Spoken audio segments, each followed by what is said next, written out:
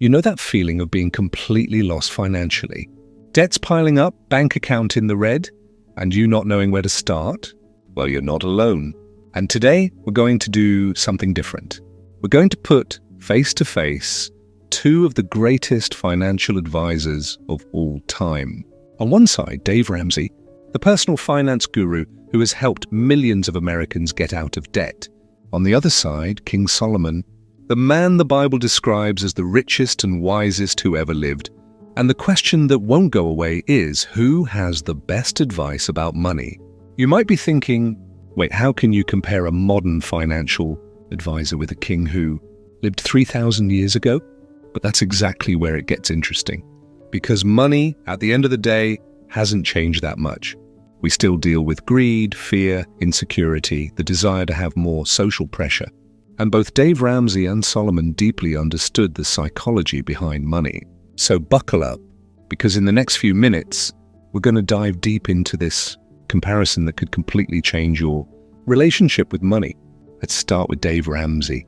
If you've never heard of him, Dave is practically an institution in the United States when it comes to money. He has a radio show that reaches millions of people, wrote bestsellers like The Total Money Makeover, and created a system he calls the baby steps for getting out of debt and building wealth. But what makes Dave Ramsey so special? It's that he talks about money in a straightforward way. No beating around the bush, almost aggressive sometimes. His philosophy can be summarized in a few core ideas. First, live below your means. Second, run from debt like it's a plague, because for Dave, it really is. Third, have a monthly budget and follow it religiously.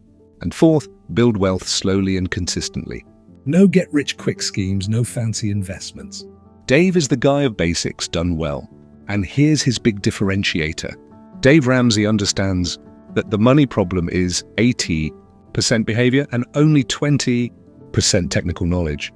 He always says that if it were just about math, nobody would be in debt, because everyone knows that spending more than you earn is a bad idea. The problem is that we make emotional choices with money. We buy those expensive sneakers to feel better after a bad day. We finance that car to impress the neighbors. And Dave takes you by the hand and says, enough, let's stop this madness. Now let's go to the other side of the ring, King Solomon. This guy was so rich that the Bible says silver in Jerusalem was as common as stones in the streets during his reign.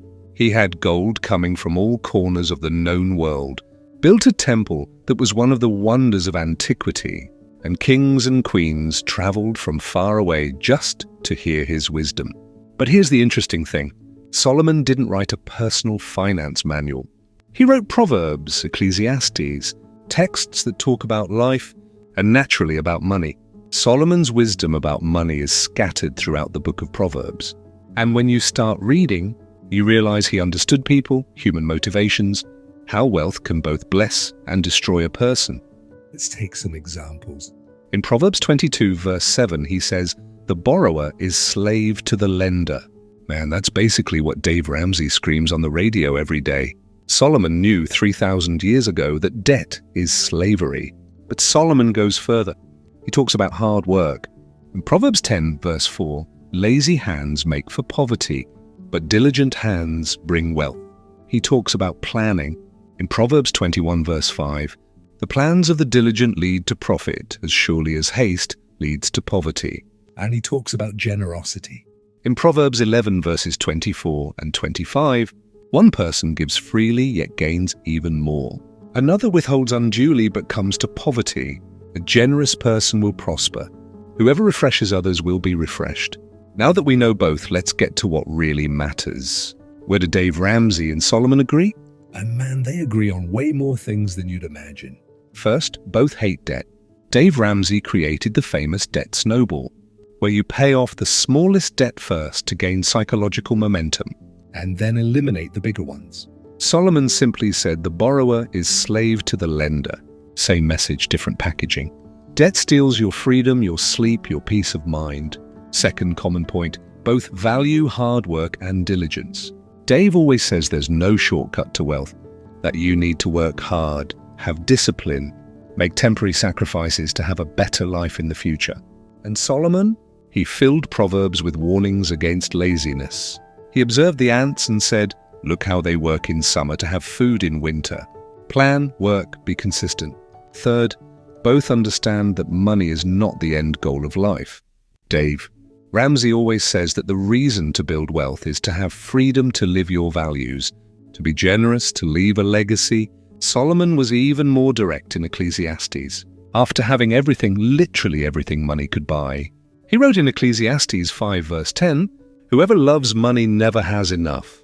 Whoever loves wealth is never satisfied with their income." He learned firsthand that money doesn't fill the emptiness of the soul. And fourth, both Dave and Solomon are obsessed with budgeting and planning. Dave has that envelope budgeting system where you separate physical cash into envelopes for each spending category. Solomon wrote in Proverbs 27, verses 23 and 24, "Be sure you know the condition of your flocks. Give careful attention to your herds, for riches do not endure forever." But it's not all roses in this comparison. There are important differences between Dave Ramsey and Solomon, and these differences can make all the difference in your financial life. Let's start with the approach.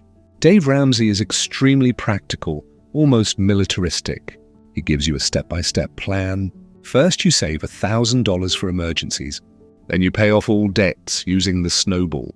Then you increase the emergency fund to 3 to 6 months of expenses. It's like following a cake recipe. You don't need to think much, just execute. Solomon, on the other hand, is more philosophical. He doesn't give you a 7-step plan. He gives you principles, wisdom, perspective. He wants you to understand the why behind things. In Proverbs 4 verse 7, he says, "The beginning of wisdom is this, get wisdom."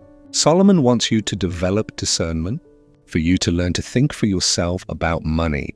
Another difference is the view on risk. Dave Ramsey is extremely conservative. He hates debt of any kind. Even mortgages, he prefers you pay off as quickly as possible.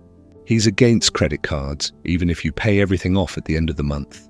For Dave, security comes first always. Solomon, interestingly, was more sophisticated. In Ecclesiastes 11, verses 1 and 2, he writes, "Cast your bread upon the waters, for after many days you will find it again. Invest in 7 ventures, yes, in 8, for you do not know what disaster may come upon the land." That's diversification. That's thinking about long-term investments. That's taking calculated risks. And there's one more crucial difference. Dave Ramsey focuses a lot on accumulating wealth to have security and freedom. Solomon focuses more on wisdom and relationships. In Proverbs 23, verses 4 and 5, Solomon warns, "Do not wear yourself out to get rich. Do not trust your own cleverness. Cast but a glance at riches and they are gone, for they will surely sprout wings and fly off to the sky like an eagle." So we come to the million-dollar question, literally. Who has the best advice about money? Dave Ramsey or King Solomon? And the honest answer is, you need both. Seriously, it's not a canned answer, but think with me. Dave Ramsey gives you the how, the practical method, the action plan you can start implementing today. You're drowning in debt. Follow Dave's baby steps. You don't have a budget. Use Dave's envelope system. You need structure, discipline, a clear path. Dave Ramsey is your guy. But Solomon gives you the why. He helps you understand your heart, your motivations, what really matters in life. He reminds you that you can gain the whole world and lose your soul. He teaches you that generosity attracts more blessings than greed. He shows you that relationships are worth more than possessions. And that, my friends, is what prevents you from reaching the top of the financial mountain and discovering you climbed the wrong mountain. The truth is that the best financial advice is a combination of both. Use Dave Ramsey's practicality to organize your finances, get out of debt, build wealth, but use Solomon's wisdom to keep the right perspective, to not become a slave to money that should be your servant, to understand that wealth without wisdom is a disaster waiting to happen. So here's my challenge for you today. First, choose one practical action Dave Ramsey style. It could be making your first monthly budget. It could be cutting an unnecessary expense. It could be starting to save those first $1,000 for emergencies. Do something concrete this week. Second, read one chapter of Proverbs. Any chapter. Proverbs has 31 chapters. You can read one per day for a month. Let Solomon's wisdom shape your thinking about money, about life, about what really matters. And if this content added value for you, share it with someone who's struggling with money. Sometimes the person just needs to hear that there's a better way, that it's possible to get out of financial trouble. And don't forget to leave your comment. Which advice impacted you more? Dave's practical method or Solomon's timeless wisdom? See you in the next episode.